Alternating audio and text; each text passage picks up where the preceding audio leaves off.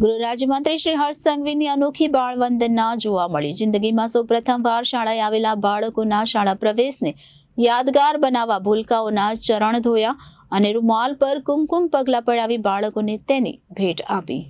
રાજ્ય સરકાર દ્વારા ઉજવણી ઉલ્લાસમય શિક્ષણની થીમ પર રાજ્યવ્યાપી ત્રિદિવસીય શાળા પ્રવેશોત્સવના પ્રથમ દિવસે ગૃહ રમતગમત રાજ્યમંત્રી શ્રી હર્ષ સંઘવીએ સુરત શહેરની 2 પ્રાથમિક શાળાઓમાં બાલવાટિકા અને ધોરણ 1ના બાળકોને શાળા પ્રવેશ કરાવ્યો હતો, જેમાં તેમણે અનોખી બાળ વંદના કરી ભૂલકાઓના શાળા પ્રવેશને યાદગાર બનાવ્યો હતો।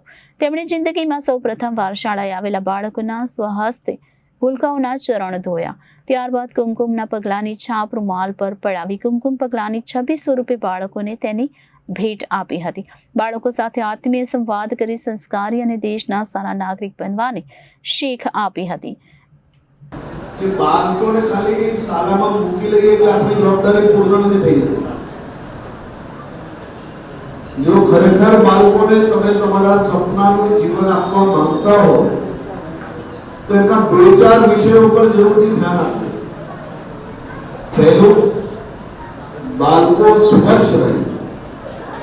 સ્વચ્છ રહેવા માટે દરરોજ વ્યવસ્થિત નાહીને શાળામાં આવે, એ લોકોના નખ કાપવા, વાલ સાફ કરવા, સાથે સાથે સ્વાસ્થ્યની ચિંતા જે શાળા આરોગ્ય કાર્યક્રમ જે આપણો સરકારનો થાય તેમાં કરવામાં આવે છે, પરંતુ બાળકો નાનું મોટી કોઈ બી બીમારી હોય તો તાત્કાલિક એની સારવાર કરાવવી, આપણા ઠીક થઈ જશે, હવે ટાઈમ નથી, આપણા નોકરીએ જવાનું છે, એનામાંથી બહાર આવીને આપણે આપણા બાળકોની સ્વાસ્થ્યની ચિંતા કરવી।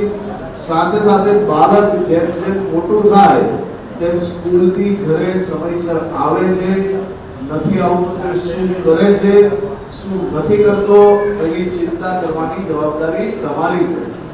બાળકો જ્યારે શાળામાં ભણવા આવે છે, અહીંયાથી કંઈક ભણીને સારું જાય તે માટે શિક્ષકો દ્વારા